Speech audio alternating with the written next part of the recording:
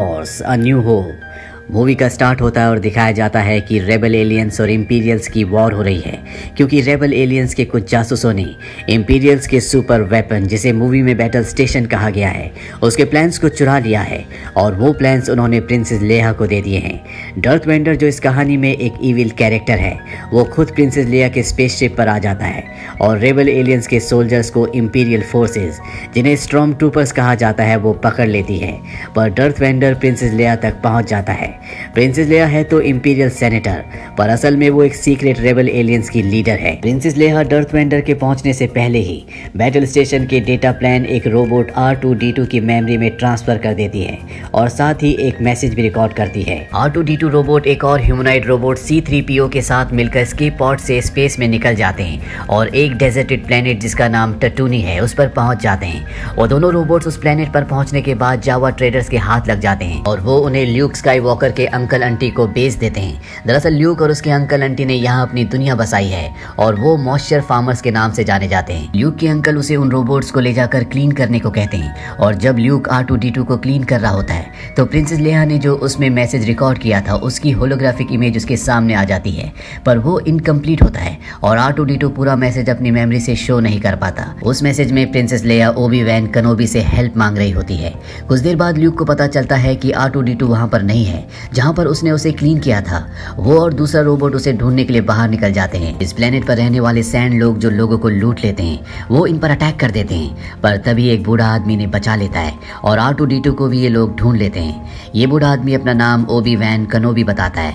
ये सुनकर ल्यूक उसे बताता है कि R2-D2 में तुम्हारे लिए एक मैसेज है। दरअसल ओबी-वैन केनोबी पुराने गैलेक्टिक रिपब्लिक का एक अमन पसंद वॉरियर था और ल्यूक के पिता को पहले से जानता है। उसने उसके पिता के साथ क्लोन वॉर लड़ा था और ल्यूक को बताता है कि डर्थ वेंडर उसका एक पुराना स्टूडेंट था पर वो डार्क फोर्सेस की तरफ खींचता चला गया और इविल बन गया।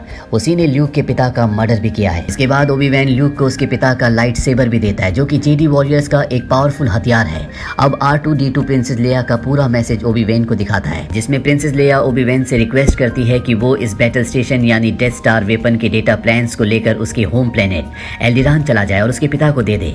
ओबी-वैन ल्यूक को ऑफर करता है कि वो भी उसके साथ एल्डिरान चले पर ल्यूक मना कर देता है। पर वो जब वापस अपने घर आता है तो ये देखकर बहुत दुखी और गुस्से में आ जाता है कि उसके घर और फार्म को तबाह कर दिया गया है और स्टॉर्म ट्रूपर्स ने उसके अंकल आंटी को भी जान से मार दिया है। ये देखकर वो वापस ओबी-वैन के पास आता है और उसे कहता है कि वो उसके साथ चलने के लिए तैयार है। अब ओबी-वैन कहता है कि उन्हें एल्डिरान तक पहुंचने के लिए स्पेसशिप की जरूरत है और उसे चलाने के लिए एक पायलट की भी। और अब ये इसकी सर्च पर निकल पड़ते हैं और एक पायलट और उसके साथ को पायलट को जो कि च्यूबाका है उन्हें हायर करते हैं। उन्हें हायर करने के बाद ल्यूक ओबी-वैन और वो दोनों रोबोट्स पायलट्स और च्यूबाका ये सब के सब स्पेसशिप से निकल पड़ते हैं। वहीं दूसरी तरफ इंपीरियल कमांडर प्रिंसेस लेया से इन्वेस्टिगेशन करते हुए दिखाया जाता है और वो उससे रिबल एलियंस के बेस कैंप के बारे में पूछता है पर वो उसे कुछ नहीं बताती।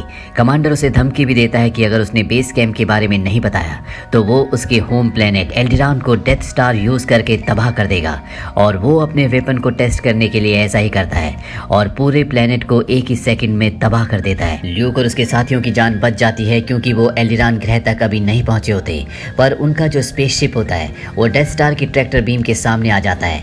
दरअसल ट्रैक्टर बीम एक ऐसी बीम है जिसके सामने जो कुछ आता है वो उसे खींचकर अपनी टेरिटरी में ले आती है जिस वजह से ल्यूक अपने साथियों के साथ इंपीरियल्स की टेरिटरी में पहुंच जाता है।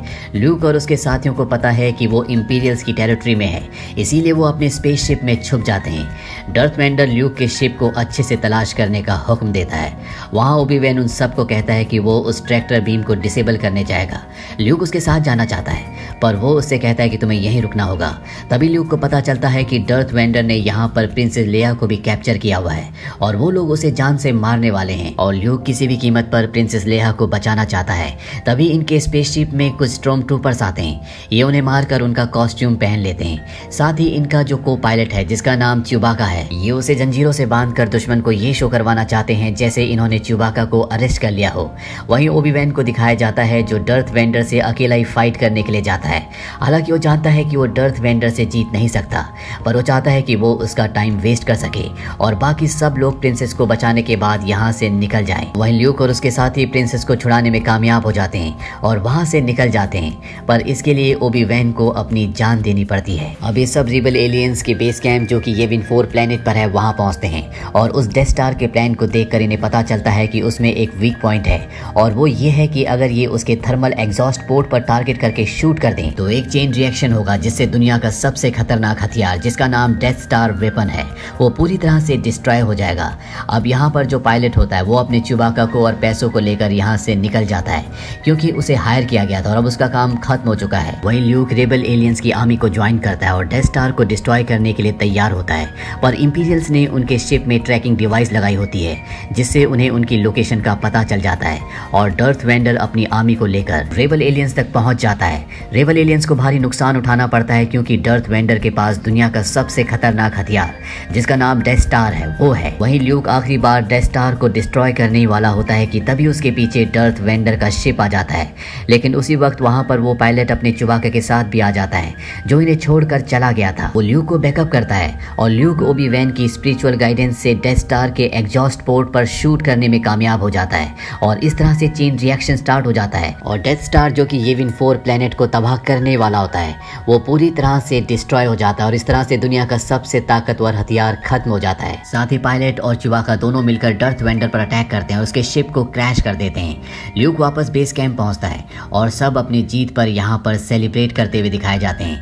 प्रिंसेस लेया उस पायलट को देखकर भी बहुत खुश होती है जिसे वो पहले सेल्फिश समझती थी, जो कि पैसों के लिए काम करता था, पर वो ऐसा बिल्कुल भी नहीं होता।